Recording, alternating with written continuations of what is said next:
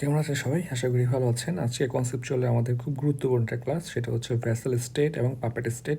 এই vessel state হচ্ছে আমাদের পিডিতেও আসে, রিটেনে তো আসেই, এবং এগুলো কিন্তু আপনার পত্রিকায় প্রচুর লেখালেখি হয়, সেই জন্য এটা পরীক্ষার জন্য খুবই ইম্পর্টেন্ট। দেখেন, ভ্যাসেল স্টেটের বাংলা হচ্ছে মুখাপেক্ষী রাষ্ট্র।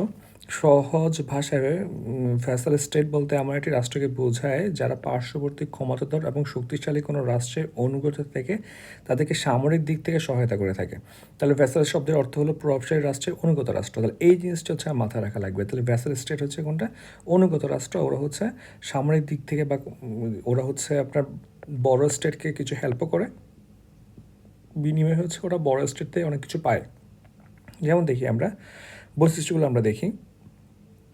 ভ্যাসেল স্টেট প্রভাবশালী রাষ্ট্রে অনুগত থাকে। ধরুন বড় একটা রাষ্ট্র, ধরুন হচ্ছে ইন্ডিয়া, বিশাল বড় একটা দেশ। ইন্ডিয়ার একদম চিপার মধ্যে আসতে হচ্ছে মালদ্বীপ। তাহলে মালদ্বীপ হচ্ছে সবসময় ইন্ডিয়া অনুগতি থাকা লাগবে। ভ্যাসেল স্টেট প্রভাবশালী রাষ্ট্রকে সরাসরি সামরিক সহায়তা প্রদান করবে। অর্থাৎ যখন এই বড় স্টেটগুলো হচ্ছে আপনার দেখা যায় যে ধরুন মালদ্বীপের মতো ছোটো কান্ট্রি, শ্রীলঙ্কার মতো ছোটো কান্ট্রি তো আর ইউএসের সাথে ফাইট করতে যাবে না, চীনের সাথে ফাইট করবে না। চীনের সাথে ফাইটটা হবে কার? ইন্ডিয়ার।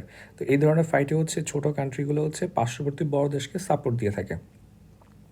আবার পার্শ্ব প্রভাবশালী রাষ্ট্র ভ্যাসেল স্টেটে সুরক্ষা এবং নিরাপত্তা দিয়ে থাকে। আবার যদি কোনো কারণে এই ছোট দেশটা ঝামেলায় পড়ে, তখন পাশের দেশটা তাদেরকে সব ধরনের সাপোর্টটা দেয়, অনেকটা হচ্ছে অঙ্গরাজ্যের মতো।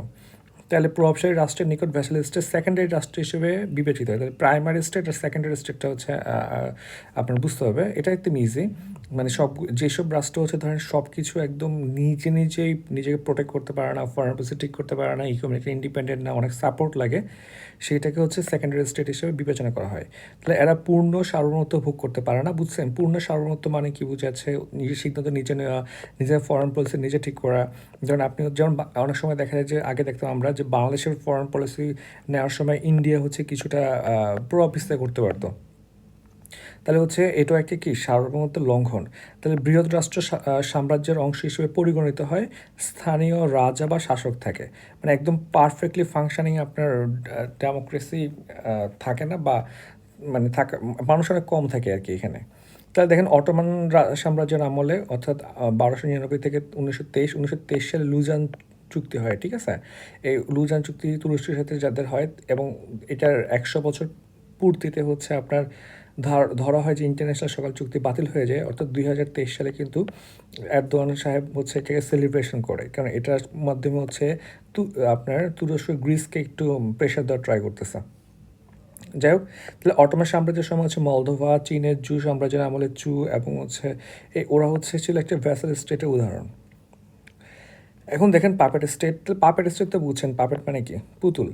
তাহলে দেখেন যে রাষ্ট্রের শাসক তার নিজের ক্ষমতা টিকিয়ে রাখার জন্য পার্শ্ববর্তী ক্ষমতাশীল রাষ্ট্রের উপর মোটামুটি সব ক্ষেত্র থেকে নির্ভরশীল, তাহলে সেটা হচ্ছে কি আমাদের পাপেট স্টেট।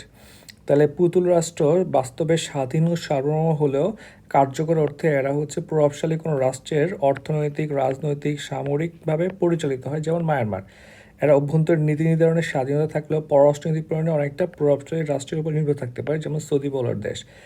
তাহলে দেখেন ভ্যাসেল স্টেট এবং পাপেট স্টেটের আপনার দুটাই যদি একটা পার্থক্য ধরা হয়, অর্থাৎ প্রথমে হচ্ছে আপনার ভ্যাসেল স্টেট, যারা হচ্ছে ভ্যাসেল স্টেটের চেয়ে বেশি নিচে তারা হচ্ছে পাপেট স্টেট। অর্থাৎ বড় বিগ কান্ট্রিগুলো আপনার ভ্যাসেল স্টেটে ইন্টারফেয়ার করে, বাট ম্যাক্সিমাম ইন্টারফেয়ার করে হচ্ছে পাপেট স্টেটে। এটাই। আশা করি বুঝতে পারছেন। ধন্যবাদ সবাইকে।